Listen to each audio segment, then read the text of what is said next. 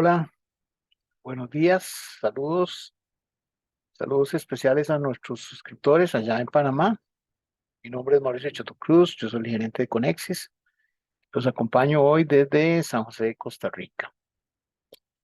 Eh, Hoy hemos preparado una charla súper interesante sobre información clave que hay que preparar para eh, presentar propuestas realmente competitivas en temas de compras públicas. Para esto, nuestra expositora, que ya les voy a presentar y que ya muchos de ustedes conocen, también va a atender sus preguntas con el botoncito de QA, QIA o en el chat. Estimamos una duración de 1 hora.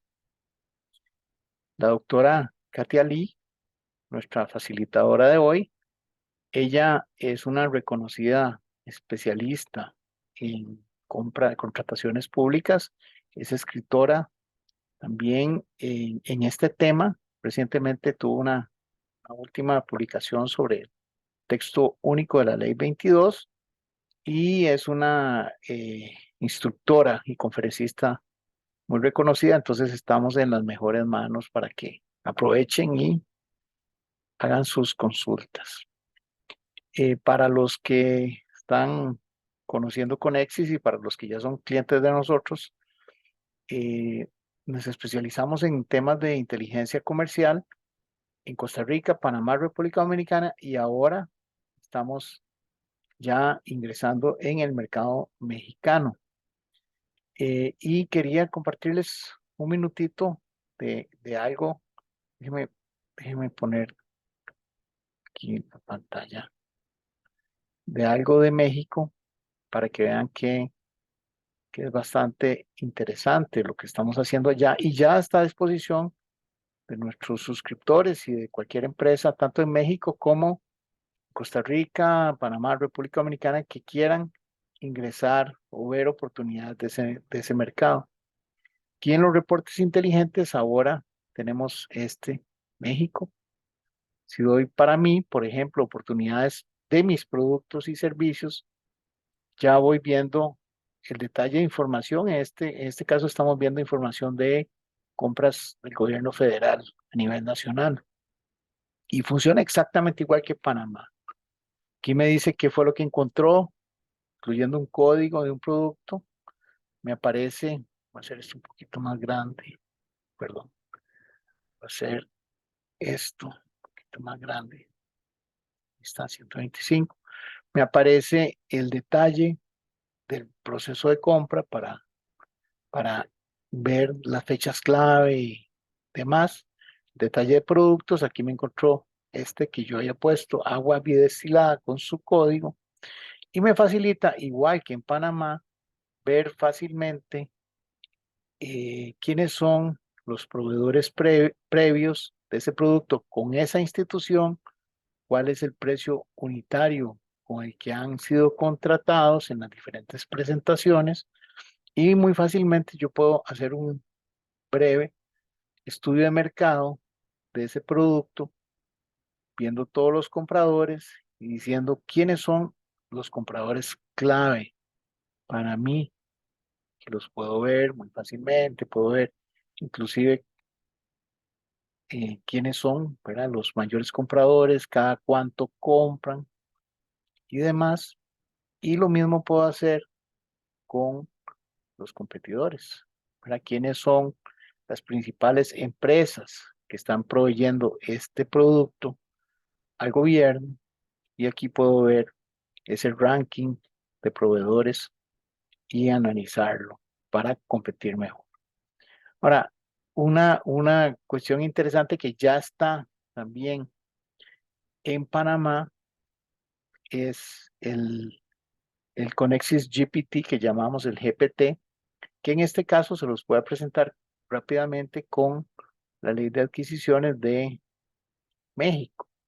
Eso funciona y ustedes lo pueden usar ya, los clientes de nosotros lo pueden usar ya este, en Panamá con el texto de la ley y su reglamento.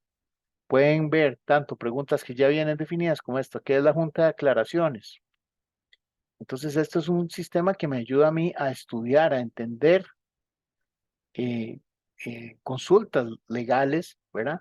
Y me da las referencias para yo poder ir a eh, las secciones de la ley donde se toca ese tema. Y lo último que vamos a hacer es escribir qué son los testigos sociales. Escribir una pregunta, preguntar, que es ustedes ya, como les digo, lo pueden hacer tanto en México como en Panamá, y aquí van viendo los resultados que me va explicando el GPT, ¿verdad? Esto es tecnología del chat GPT para yo ayudarme a entender y tengo las referencias. Bueno, entonces con eso terminamos la introducción. Queda, ya saben, está a disposición de ustedes, tanto en Panamá, toda esta tecnología, como ahora en México. Y si alguna empresa tiene interés de sus servicios, tanto en Panamá como en México, al final pueden apretar en el sondeo que vamos a hacer, pueden seleccionar esas opciones y con todo gusto los vamos a atender. Adelante, bienvenida, doctora Katia Lee. Buenos días. Buenos días, buenos días. Un gusto siempre estar aquí con todos ustedes. No sé si, don Mauricio, hacemos el El sondeíto siempre sondeo de inicial, pregunta para tener una idea de nuestros audiencia, asistentes. asistentes. Ok, aquí está la pregunta. ¿Sí? Ahora vamos a ver por qué lo interesante de esa pregunta, porque principalmente yo, al igual que ustedes, soy proveedora del Estado. Y irónicamente, las notificaciones que nos llegan a veces de Panamá Compra me llegan al correo notificándome la cancelación de la cotización en línea, básicamente. Sin embargo, cuando reviso los correos anteriores, nunca recibí la notificación de que se había hecho pública el proceso de esa cotización en línea, que el sistema sí me estaba anunciando su cancelación. Entonces allí pues eso es importante saber por qué y qué es lo que sucede y cuáles son las herramientas, porque a partir de ese momento es que nosotros vamos a iniciar nuestro proceso de cómo preparar paso a paso. Vamos aquí a compartir también nuestra pantalla de cómo preparar paso a paso entonces esas propuestas, ¿no? Como Aquí, dice el doctora, webinar de hoy. Diga. el resultado de prácticamente 60-40. 60 dice sí, la recibo. 40% dice no la recibo. Ah, ok, bueno, es un Entonces, porcentaje bastante considerable quienes no la reciben. Y como dijimos, pues en esta mañana nuestro tema central se enfoca en cómo vamos a armar nosotros nuestra propuesta paso a paso en las licitaciones y que tiene que ver también con aquellos errores o aquellas omisiones que cometen las instituciones públicas que nosotros, si fuésemos reales conocedores de los sistemas y de las normas, podríamos oportunamente hacer los llamados y evitarnos perjuicios a nosotros como proveedores.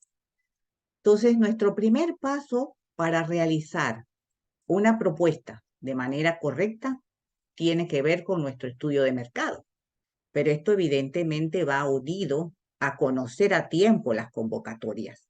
Entonces, la importancia, ¿por qué de la pregunta inicial o el sondeo inicial que hicimos? Es precisamente por eso. Un 40% de personas que no reciba de los que estamos aquí a tiempo las convocatorias o los anuncios puede impedir que nosotros realicemos un estudio de mercado, realicemos una propuesta correcta y obtengamos o completemos nuestros documentos en tiempo oportuno. Entonces, la importancia de eso, como les dije, yo he sido, pues digamos que víctima de recibir notificaciones a través del portal de Panamá Compra de las cancelaciones de las cotizaciones en línea. Sin embargo, nunca recibí las aviso de la convocatoria per se para poder entonces revisarla, saber si era de mi interés y pues sí iba a participar. Entonces, de ahí la importancia de conocer a tiempo las convocatorias. Y ahí es donde entonces nuestro aliado Conexis nos brinda esos servicios para poder conocer de manera oportuna, a tiempo, todo lo que se publique sin estar sujetos a las notificaciones, que pueden ser fluctuantes o no, de las que hace el sistema electrónico de contrataciones públicas Panamá Compra. Vamos a ponerlo en el escenario ideal, identificado nuestra acto público, ya sea cotización en línea, compra menor o licitación pública, donde ya estamos hablando de montos considerables, ¿no? De más de 50.000 balboas que están en juego. Y vamos entonces a proceder a realizar nuestro estudio de mercado con las herramientas que nos proporcionan los sistemas, en este caso también las herramientas que nos proporciona Conexis, y entramos entonces a hacer un análisis correcto del pliego de cargos. Y aquí es importante porque vamos a ver una situación real, que ahora les voy a exponer, de un caso. Estábamos hablando de una licitación, es decir, un monto de más de 50.000 balboas, donde el punto en que se llega a detectar el error acarrea que todo el acto público se suspenda. Entonces, de ahí la importancia de la verificación del pliego de cargo. Recordemos que la norma establece que el pliego de cargos electrónico va a prevalecer sobre la información que esté reflejada en el pliego adjunto. Sin embargo, hay situaciones y condiciones muy particulares donde esa prevalencia no va a ser posible, porque nos encontramos frente a disyuntivas como estas, que como les dije, es una licitación pública, donde el precio de referencia pues era una cuantía de aproximadamente 100.000 balboas. En este caso, pues eran puntualmente del Instituto de la Mujer, que es lo que es ahora el Ministerio de la Mujer, una entidad pues bastante nueva. Sin embargo, lo que nos llama aquí la atención y que queremos resaltar es el hecho puntual de que la licitación o la plantilla del pliego que se posteó en el portal corresponde a una licitación pública, como ustedes verán aquí. Una licitación pública, vemos aquí LP, sin embargo, el pliego adjunto corresponde a una licitación por mejor valor, como ustedes verán aquí. Es decir, hay una total incongruencia entre el pliego electrónico y el pliego adjunto, incongruencia que no puede ser solventada. Pero eso no es aún lo peor. Lo peor es que el proponente o los proponentes que estuvieron interesados en el acto presentaron propuestas. Y aquí podemos apreciar cómo el día de recepción de propuestas, que fue el 18 de julio, que les digo que es un acto reciente, se presentan propuestas, lo que significa que hubo una serie de proponentes que prepararon su documentación, y estamos hablando de una licitación pública, donde ya hay que preparar una serie de documentos que deben ser adjuntados en el portal junto con la propuesta electrónica, y que incluso fue hasta etapa de verificación por parte de la comisión. Como ustedes verán aquí, se emitió un informe de comisión verificadora, ¿no? Que aquí pues ustedes verán que las fechas inclusive son fechas que hasta no coinciden necesariamente con las etapas procesales, ¿no? Sin embargo, hubo un informe de comisión verificadora, lo que significa que tampoco la comisión en su momento se percató de esta incongruencia, resultando al final que la DGCP, dentro de su facultad oficiosa, ordena la suspensión de este acto público. Ya si ustedes se toman la tarea de revisar el acto público, podrán percatarse de que el acto o en la resolución, la DGCP ordena a la entidad la cancelación del acto público, porque evidentemente no hay manera de subsanar la incongruencia entre lo que era la presentación del pliego electrónico, que era una licitación pública, y la presentación del pliego adjunto, que era una licitación por mejor valor. Unido a ello, también podemos hacerles el señalamiento de que se sancionó a los funcionarios responsables, se le exigía al Ministerio de la Mujer la presentación del listado de los funcionarios responsables de dicho acto público, porque los mismos iban entonces a ser sometidos a una sanción que actualmente, pues por ser primera vez, está implicando la capacitación obligatoria para esos funcionarios. Pero viéndolo desde el punto de vista de nuestra charla de esta mañana, que es paso a paso, cómo yo debo ver para y qué debo revisar para hacer una buena propuesta, está en el detalle de la falla que cometieron él o los proponentes que enviaron propuestas de no haberse percatado de esa incongruencia entre lo que se presentaba en el portal electrónico versus el documento que se ponía adjunto, ¿no? Recordándoles también, pues, que la Dirección de Fiscalización de la Dirección General de Contrataciones Públicas tiene también un correo electrónico, ¿no? Donde pueden acompañar sus dudas y sugerencias, que es fiscalización@dgcp.gov.pa, para que también ustedes, en caso, por ejemplo, que allí lo oportuno hubiese sido hacer este llamado, el proveedor que se hubiese percatado de ello antes de presentar propuestas, o en última instancia también hacer uso de la acción de reclamo contra pliego de cargos. Por eso también les hacemos aquí el recordatorio de este correo electrónico. Continuando entonces en nuestro tema de revisar detalladamente los requisitos, tenemos aquí también la resolución 212 de 2023 del 2 de marzo de este año, donde se reitera el tema de la prevalencia de las condiciones posteadas en la plantilla frente a los que están en los documentos adjuntos. Recordando, como les dije, siempre y cuando esas incongruencias puedan ser solventadas. Por ejemplo, que en la plantilla electrónica colocan que debe presentarse copia notariada y en el pliego adjunto señalan que es copia simple, ¿no? Entonces, ahí obviamente la incongruencia puede ser solventada haciendo prevalecer lo que señala el pliego electrónico, que sería pues copia notariada. En el caso anterior, pues obviamente era una incongruencia que por ningún motivo podía ser subsanada y que podía incluso alegarse la nulidad del acto público, ¿no? Y como les dije, el tema es que ni los proveedores, ni la institución en sí, ni los miembros de la comisión verificadora se percataron de tal incongruencia.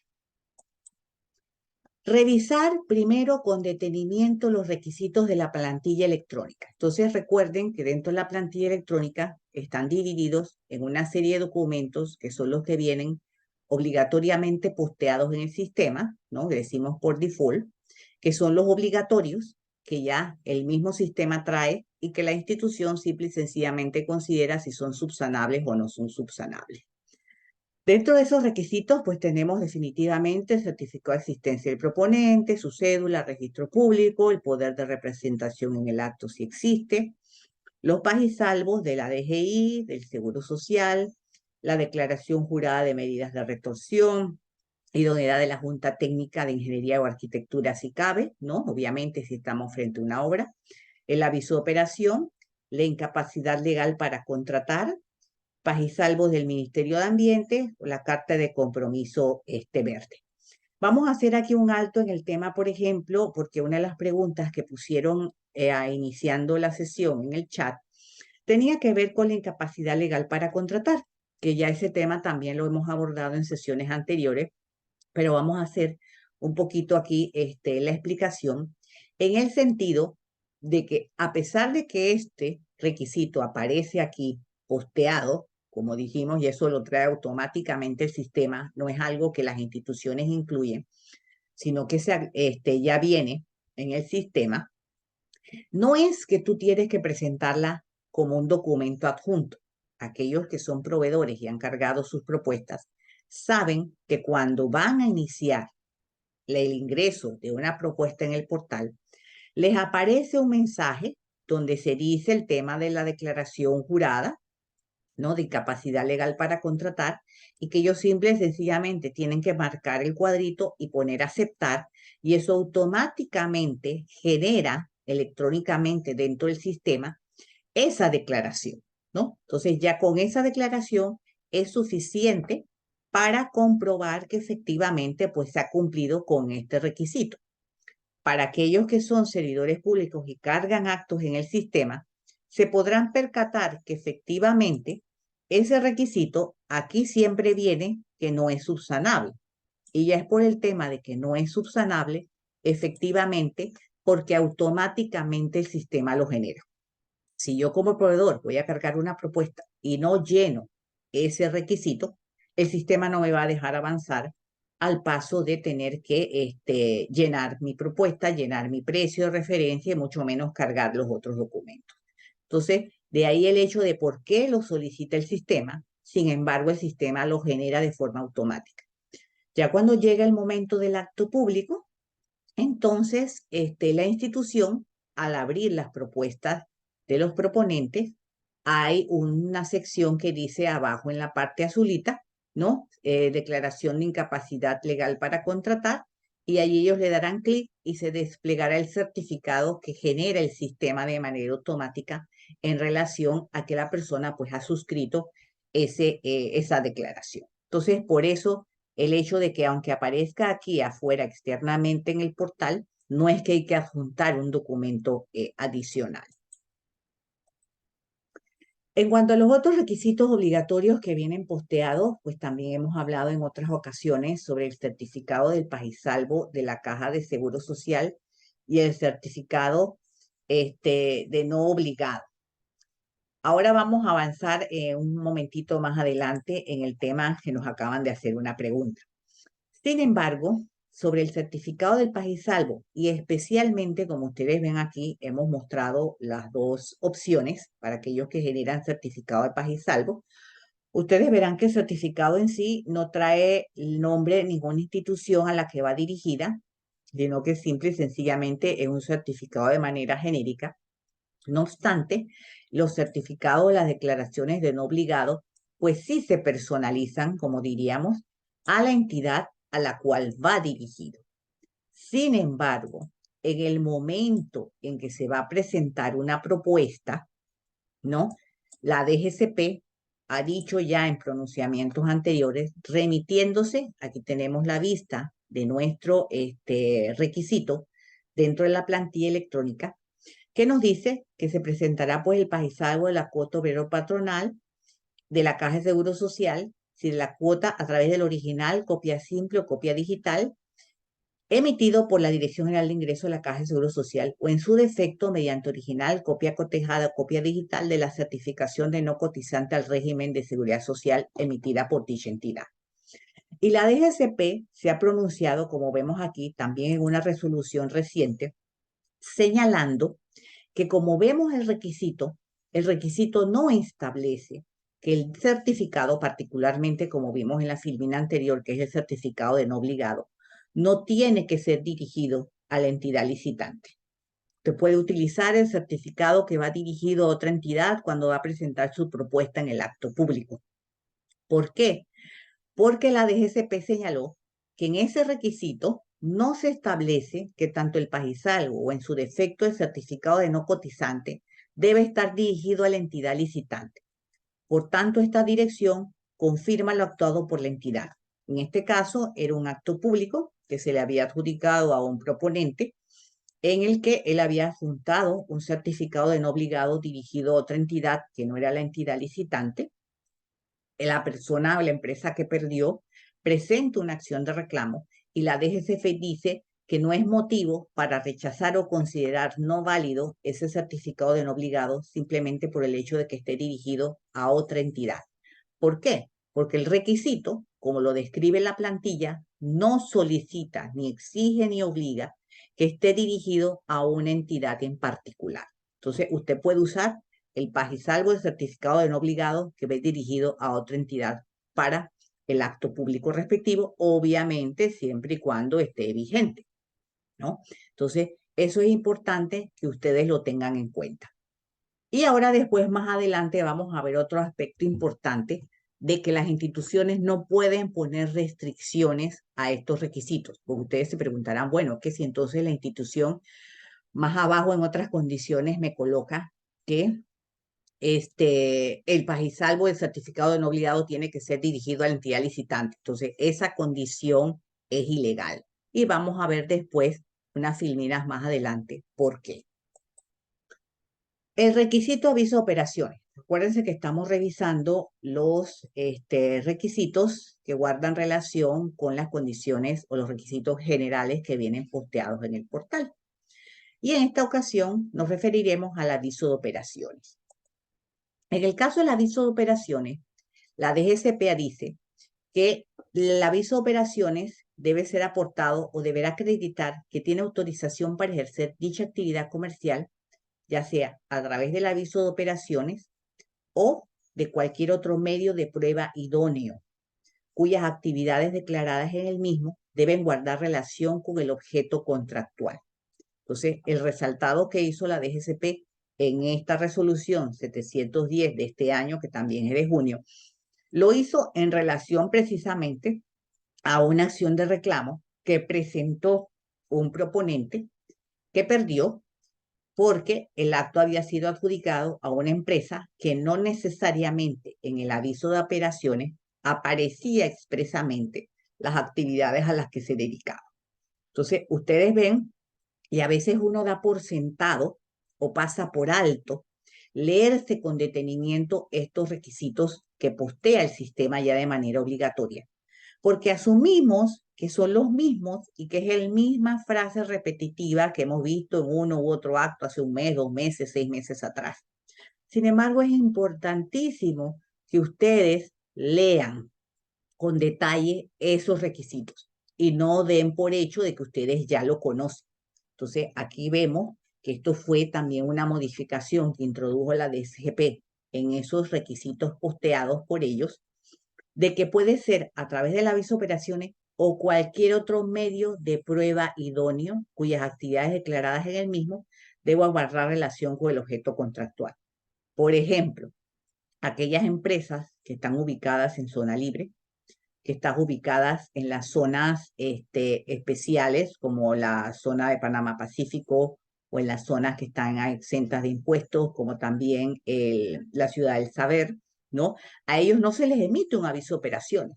Ellos, por estar ubicados en esas áreas, si bien realizan actividades comerciales, ellos se les emite un documento especial que no es el aviso de operaciones que ustedes tradicionalmente y que todos conocemos. Entonces, ese documento que ellos presenten es lo que dice aquí como un documento o cualquier otro medio de prueba idóneo, ¿no? Cuyas actividades declaradas guarden relación, obviamente, ahí sí, con el objeto contractual. Entonces, el hecho de lo amplio que es este requisito. Y como les dije, pues la DGCP en una resolución indicó que el requisito citado solo exige que las actividades detalladas en el aviso de operaciones sean cónsonas o guarden relación con el objeto contractual, lo cual en todo caso tiene que ser validado por la entidad licitante al momento de verificar el cumplimiento del requisito. Es decir, ya sea si es una contratación menor, si es una licitación pública, obviamente la comisión verificadora, o si es una licitación por mejor valor, la comisión evaluadora es la que le tocará entonces validar este punto. En relación, y seguimos revisando aquellos requisitos o aquellas condiciones que vienen posteadas en el portal, ¿no? Que no son las que incluye la entidad contratante. Aquí nos preguntan que el pacto social expresa las actividades que pueden servir como documento idóneo. Obviamente pueden servir como documento idóneo, ¿no? Pero, eso sí, si usted está realizando sus actividades comerciales dentro de la República de Panamá, usted debe tener un aviso de operaciones. Lo que puede es que ese aviso de operaciones no detalle o no describa todas las actividades a las que ustedes se dedican. Entonces, si hay alguna actividad que no está allí, pero está en el pacto social, pueden añadir ese pacto social como complemento, no como reemplazo, ¿no? Del aviso de operaciones, sino como complemento para verificar todas las actividades que están realizando. Vamos aquí a, antes de seguir, a responder alguna de las preguntas. Dice, ¿Qué artículo de la ley o circular establece que la incapacidad legal para contratar es electrónico? No todos los funcionarios parecen conocerlo. Me lo han pedido recientemente. Bien, esta modificación fue introducida con la ley 34, perdón, con el decreto ejecutivo 34 de agosto del 2022, que modificó el decreto 439, señalando que efectivamente ya por estar en el sistema electrónico y usted está registrado, usted está en el registro de proponentes, uno. Y dos, que esa declaración jurada de incapacidad legal para contratar será a través del sistema. Entonces, también de allí es la importancia de que ustedes se asesoren, ustedes se acompañen o se hagan acompañar por personal experto o conocedor de la materia a la hora de presentar sus propuestas, porque lastimosamente, como vimos en el caso del Ministerio de la Mujer, que para mí eso fue una situación escandalosa y de horror totalmente, que unos funcionarios públicos hiciesen un acto público en el cual la plantilla electrónica no coincidía para nada en el tipo de proceso, ¿no? Muchos de ustedes que ya tienen años en este manejo de las contrataciones públicas, no pueden concebir que esa situación sea posible, sin embargo, se dio.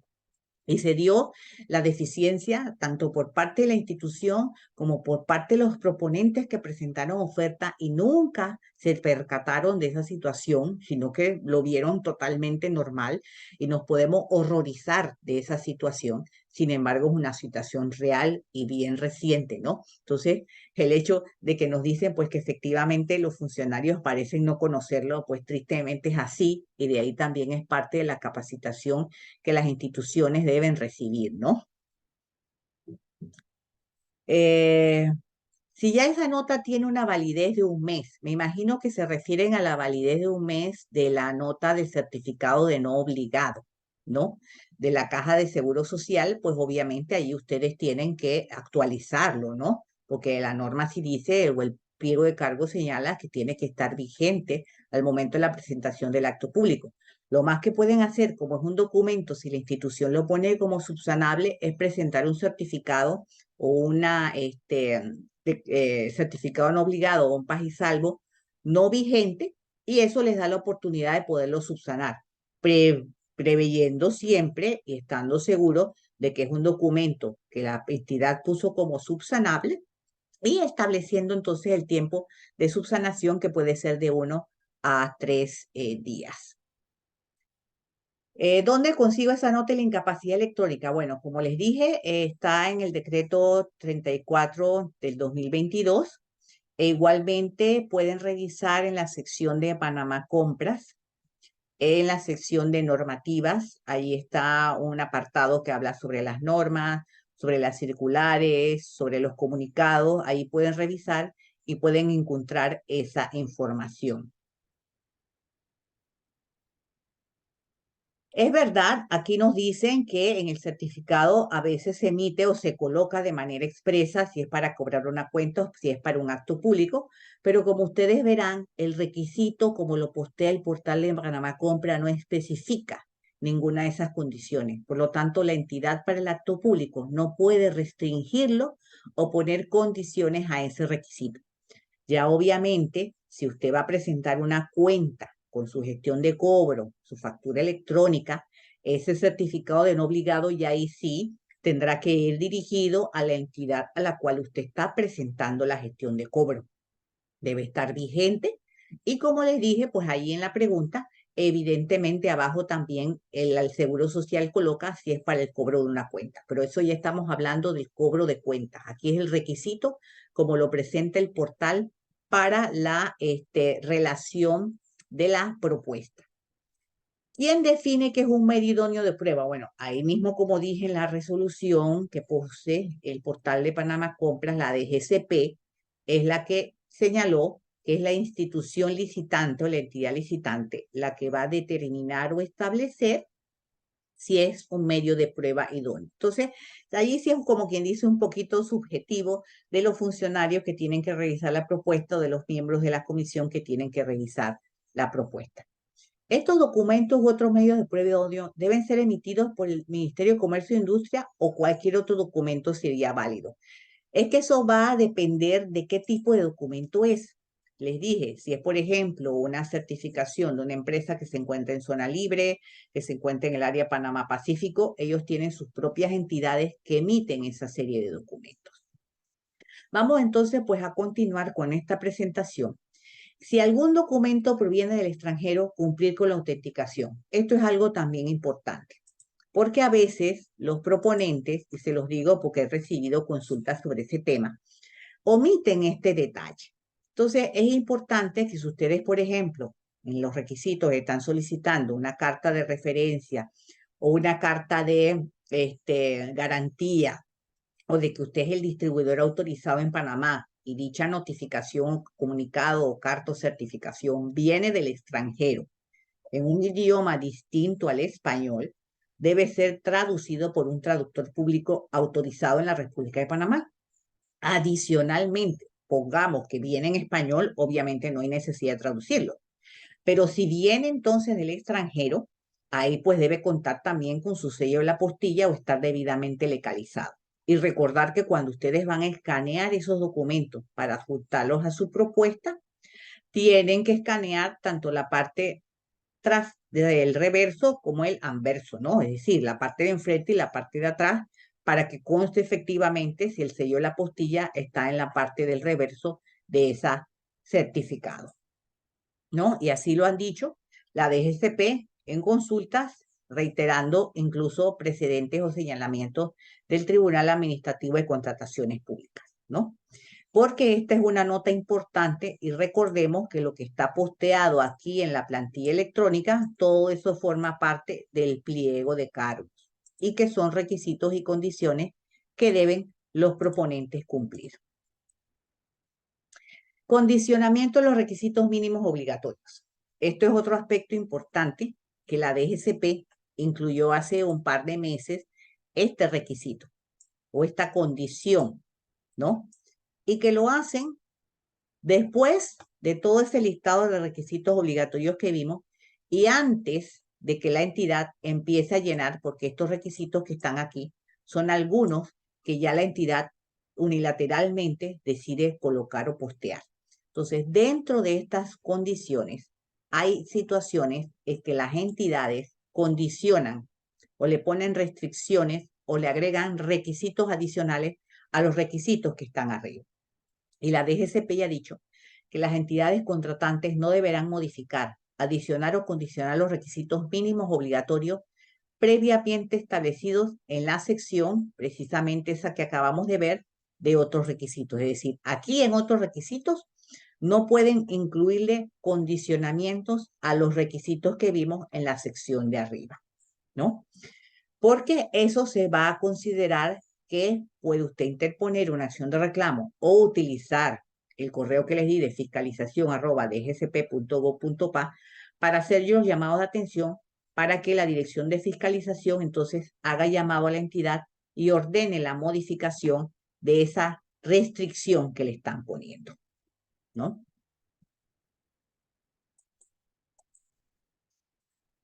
Aquí les traigo un ejemplo muy común de condiciones que ponen, por ejemplo, las instituciones.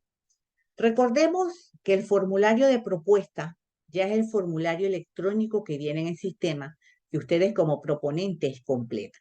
No es necesario adjuntar un formulario de propuesta, ¿no? Entonces aquí vemos que la institución está poniendo en otros requisitos formulario de propuesta número 1 y formulario de desglose de precios número 2. Deberán expresar el nombre, el número de documentos, ¿no? Y pone allí una serie de condiciones.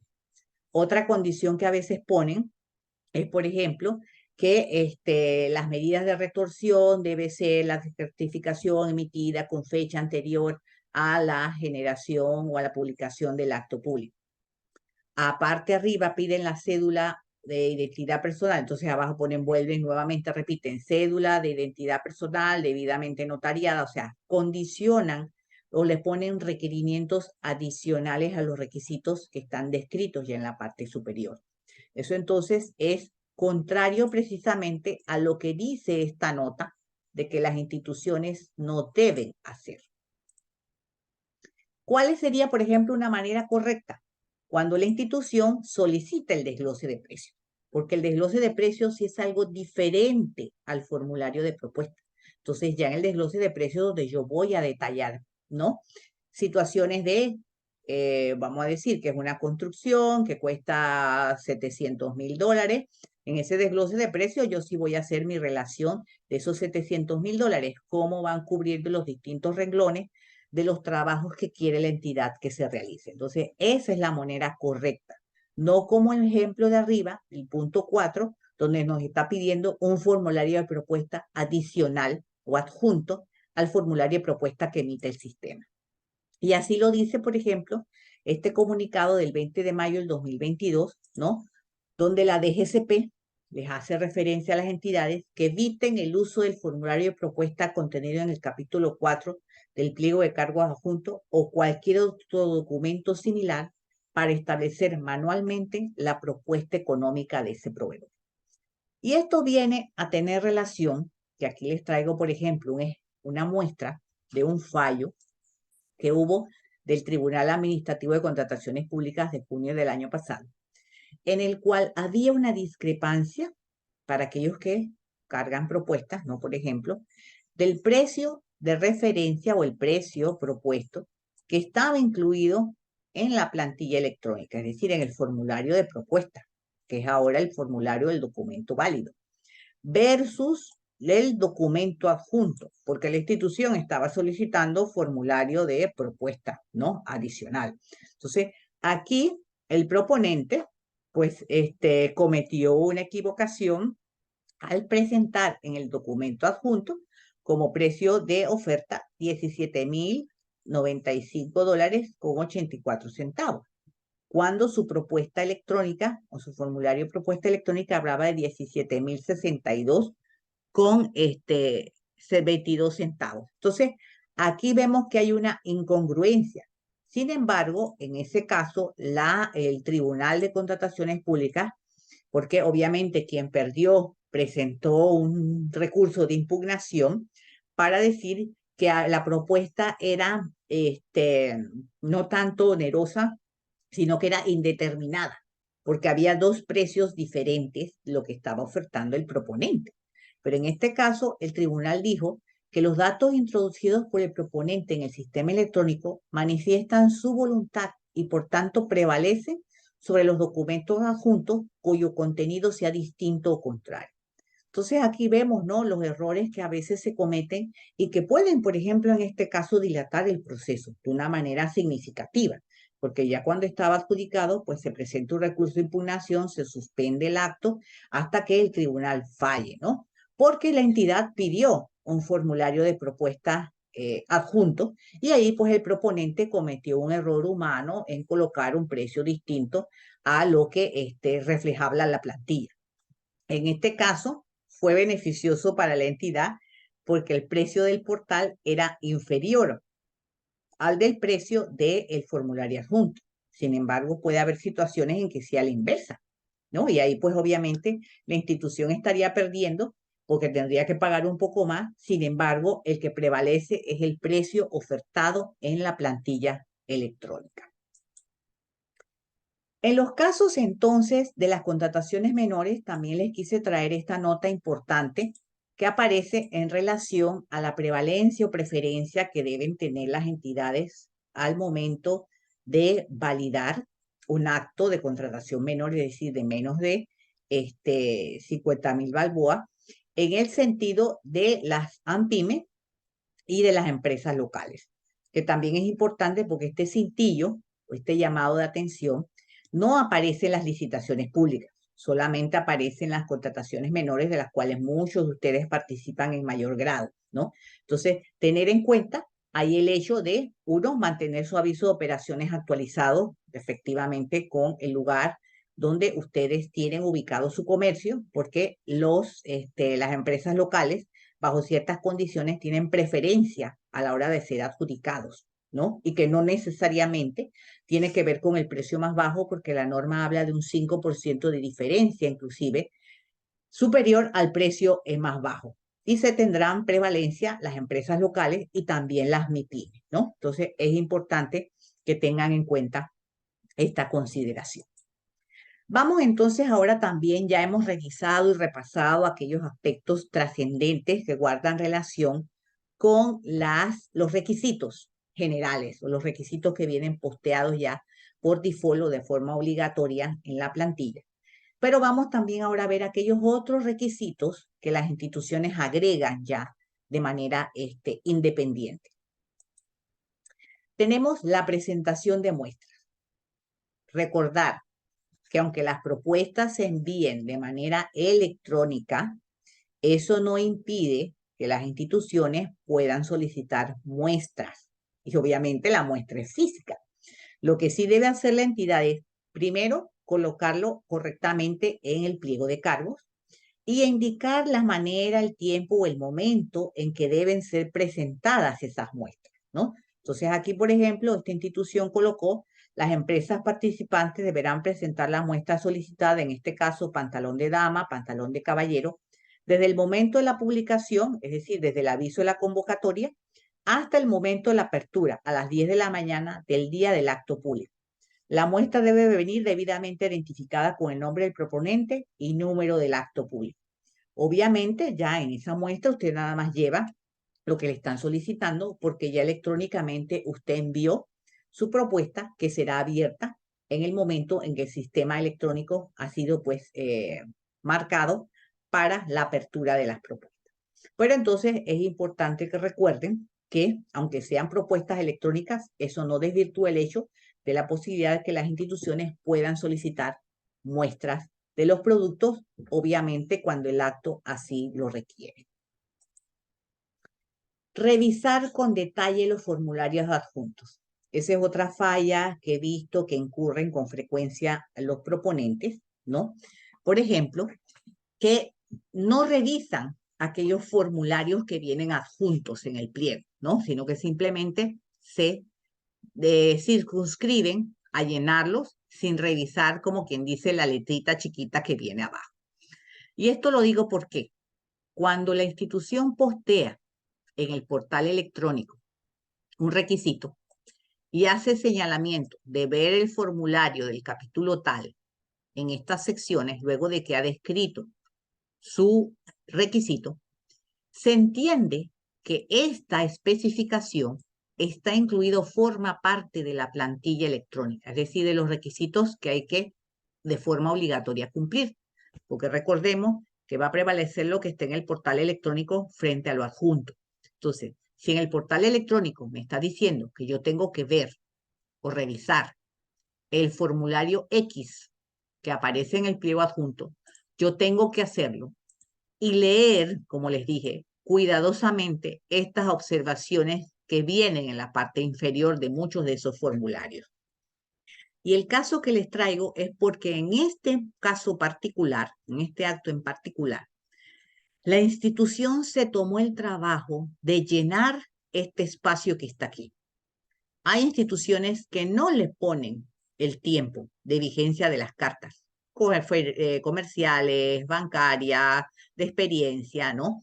Pero en este caso la institución sí lo hizo y puso que la carta, en este caso la referencia comercial, que es la del punto 4, debía ser expedida dentro de los 3 meses previa a la presentación de la propuesta. Es decir, que yo no podía traer una carta de referencia comercial del año pasado. Tenía que ser de 3 meses hacia atrás de la fecha en que voy a presentar mi propuesta, lo que significa que si yo tenía una referencia comercial del año pasado, tengo que actualizarla. Si la institución no hubiese llenado este espacio, no hubiese habido manera de ponerle un límite a mi referencia comercial y yo podría presentar una referencia comercial del año pasado. Pero les hago el llamado a atención porque hay personas o proponentes que a veces no leen aquí abajo y en este caso el proponente no presentó la carta con 3 meses de antelación, ¿no? Sino que era una carta de algunos meses más, por lo tanto, obviamente fue descalificado, ¿no? Porque no cumplía con el requisito. Por eso es que les digo, revisar con detalle los formularios adjuntos. Otro ejemplo que les traigo aquí es, por ejemplo, en este caso solicitaban la referencia de experiencia. y nos dice nuevamente, pues, presentar como mínimo 3 cartas de referencia durante los últimos 7 años que indiquen que la empresa ha realizado prestaciones de servicio de mantenimiento de áreas verdes en el sector privado y o gubernamental. Y vuelve y agregan ver formulario número 7. Si ustedes como proponentes le hacen caso únicamente a la plantilla, van, presentan sus cartas de experiencia, ¿no? Conforme el formulario que nos dice, pero cuando vemos el formulario número 7, ¿qué nos indicaba? En primer lugar, señalaba que aparte de la carta de referencia, debía adjuntar copia de la orden de compra o del contrato que avala esa carta de referencia. Y que además la carta de referencia debía ser expedida, ¿no?, dentro de un mes previo a la presentación de las propuestas. Entonces, la empresa que iba a ser favorecida porque tenía el precio más bajo, estamos hablando de una licitación pública, presentó sus cartas de referencia. Sin embargo, no leyó esto que decía aquí abajo. Por lo tanto, no adjuntó las copias de las órdenes de compra ni los contratos, ni mucho menos su carta de referencia tenía un mes de expedido. Evidentemente, la comisión verificadora, pero con una LP, lo descalificó. Ellos presentan contra ese informe de la comisión una acción de reclamo y la Dirección General de Contrataciones Públicas le dice, señores, ustedes tenían que presentar las cartas de referencia con las órdenes de compra y los contratos, así como la carta tenía que tener un mes, no más de un mes, previa a la presentación de la propuesta. ¿Por qué? Porque el pliego electrónico en la plantilla señalaba que usted tenía que ver el formulario. Si en la plantilla electrónica no hubiera dicho o no hubiera hecho referencia a que yo tenía que ver o verificar el pliego, el formulario tal, entonces el requisito hubiese sido válido de que ellos no presentaran las cartas de referencia ni que la misma no tuviese más de un mes. Entonces, de ahí, como ven ustedes, que insistimos en el tema de que revisen y lean cuidadosamente los formularios adjuntos cuando dichos formularios tienen que ser parte o son parte de la referencia que hace la plantilla electrónica. Aquí tenemos, ¿no?, una resolución de julio del 2022 en que precisamente pues es la resolución que decide la acción de reclamo que habíamos visto del caso anterior en relación a las descripciones que se hacen en el formulario número 7. Entonces, de ahí, importantísimo, ¿no?, que a juicio de esta dirección, la exigencia contenida en el formulario previo de cargo presenta carácter obligatorio al remitir el requisito dicho formulario. Es decir, cuando la plantilla electrónica remite a un formulario del pliego adjunto, lo que se describe en dicho pliego es de obligatorio cumplimiento, ¿no?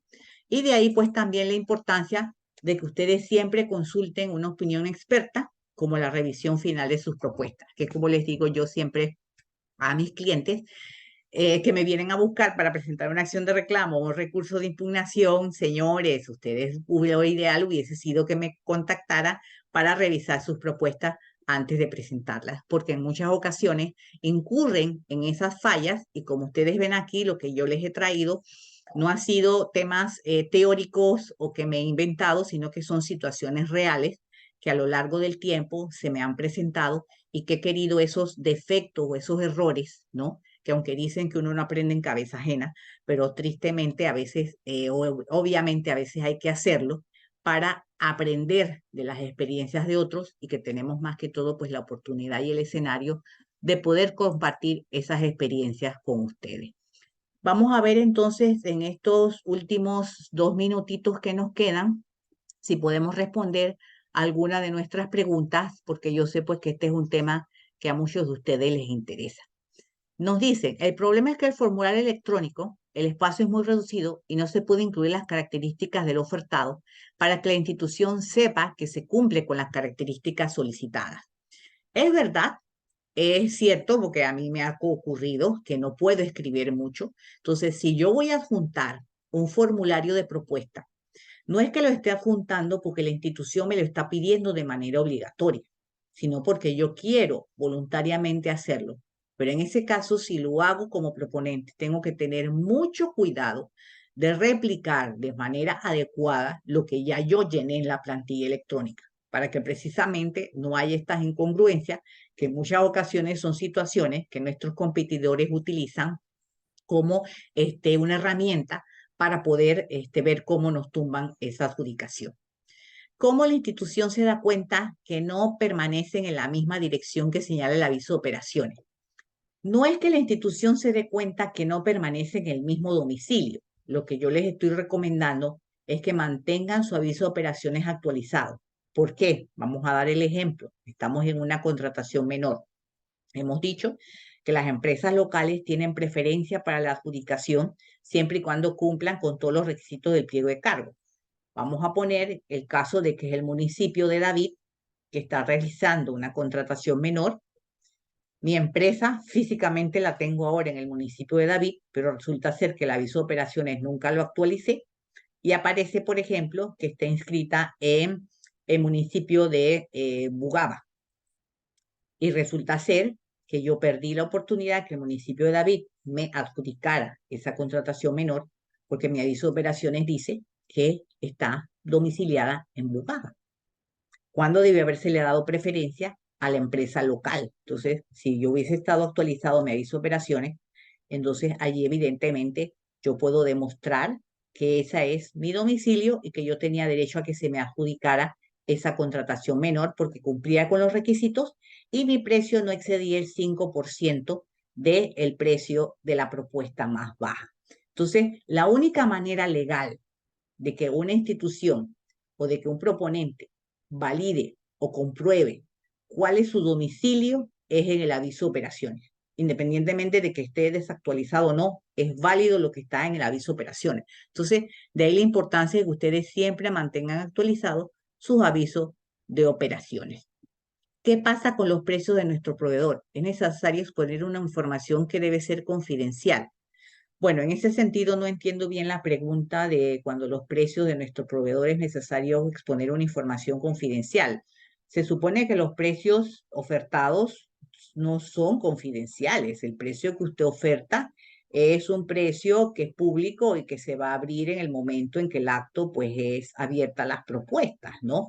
Ya un tema diferente es que usted esté comprándole a una empresa en el extranjero y que ella le supla, pues obviamente ahí nadie está hablando de que usted tiene que hacer público los precios de su proveedor en el extranjero, ¿no? Entonces, eso es el detalle, ¿no? En relación, vamos a ver unas últimas preguntas acá en el chat. Estos requisitos tan específicos son banderas rojas para no gastar tiempo en una licitación que a todas luces ya está negociada. Bueno, tristemente esa es a veces una percepción que tenemos los proponentes cuando hay licitaciones así, pero entonces la ley nos da a nosotros la oportunidad de presentar una acción de reclamo contra pliego de cargos, alegando que algunos requisitos están encasillados o dirigidos particularmente a un proveedor en específico, o bien también a través del correo de fiscalización @dgsp.gov.pa, que es un correo también para presentar denuncias o quejas de manera pública, ¿no? Entonces, bueno, hay algunas preguntas más, pero el tiempo pues se nos hace corto. Sin embargo, pues queremos agradecerles a todos ustedes su participación, como siempre, su asistencia y su interés en todos estos temas, que a veces pues son temas bien extensos, pero pues por el tiempo se nos hacen bastante cortos. Muchas gracias a todos y tengan muy buen día. Gracias, doctora. Nada más antes de que se vayan, quería compartirles esto. En Panamá, para los que son suscriptores de nosotros, cuando ustedes entran a alguna oportunidad de interés, al detalle de esa oportunidad, aquí encuentran el espacio para hacer consultas desde nuestra plataforma a la doctora Lee, ¿verdad? Para que las puedan aprovechar bien. En caso de que necesiten ya una asesoría completa de parte de ella para revisar una propuesta o para hacer un planteamiento de algún recurso y demás, eh, ella está generalmente, ¿verdad? Siempre está a la mejor disposición para colaborarles ya esos entre ustedes. Con respecto a una pregunta que vi sobre los códigos, los rubros, porque que las notificaciones que le llegan, rubros que no son, o invitaciones que no son de los rubros que son de interés. Eso sucede mucho en Costa Rica, en Panamá, en República Dominicana, en México. Y eso aquí nosotros en la sección de noticias y eventos de licitaygana.com, aquí tenemos un articulito que dice, puedo confiar en los códigos de los ítems para analizar. Eso está relacionado con eso, lo pueden leer. Por eso Conexis no solo busca por esos códigos, sino que también busca por los nombres específicos y por las fichas técnicas y demás de los productos para ser más específico con eso. Los invitamos también ahí en esta sección de noticias a revisar. Si quieren participar, mañana tenemos un webinar de razonabilidad de precios en Costa Rica en la mañana. Y el jueves, si el clima lo permite, en República Dominicana, que está pasando una tormenta tropical por ahí, esperemos que no pase a más. El jueves en la mañana tenemos uno sobre la reglamentación de compras públicas, cambios que vienen en camino, por si nos quieren acompañar. Bueno, por hoy vamos a terminar con el sondeo final. Un segundito que se lo voy a poner en la pantalla. Que dice, la primera dice, ¿cómo suscribirme? Deseo información sobre cómo suscribirme a Conexis Panamá. Eh, si no son suscriptores de nosotros, bienvenidos. Con todo gusto les hacemos una presentación. Si requieren información sobre servicios de nosotros en México, con todo gusto igual, o en Costa Rica o en República Dominicana, estamos a las órdenes. Y si ya son suscriptores de nosotros en Panamá o en otro país y requieren algún tipo de asistencia, esa es la opción 3. Y si por hoy están tranquilos, no ocupan información adicional, aquí estamos a las órdenes, siempre a las órdenes, esa sería la última opción. Bueno, quedamos aquí, le agradezco mucho, doctora, como siempre, ¿verdad? A mí me encanta y estoy seguro que nuestros participantes también, el enfoque práctico que siempre le da usted a estas charlas, ¿verdad? Porque, o sea, definitivamente eh, ayuda, ¿verdad? Esa escuela de formación para los licitantes, ¿verdad? Y por eso nosotros también aquí mantenemos varios de los videos de las charlas de la doctora siempre disponibles en licitaygana.com en la parte de noticias para que ustedes lo puedan repasar. Este mismo video se lo vamos a postear en unos días. Doctora, muchas gracias. No sé si tienen un saludo final. Sí, cómo no, siempre pues agradecerles a todos los interesados y los asistentes y como dijo don Mauricio, pues cuando ya posteen el video, ahí también podrán ver ya más pausadamente las filminas y en base a las filminas pues pueden también tomar los números de las resoluciones o de los actos públicos que les interesa para entrar a ver ya pues más a fondo aquellos errores que cometen en muchas ocasiones pues nuestros apreciados proveedores. Ok. Bueno, les dejamos esto en pantalla un ratito ahí para que lo revisen con calma y quedamos a las órdenes. Muchas gracias por acompañarnos. Saludos cordiales.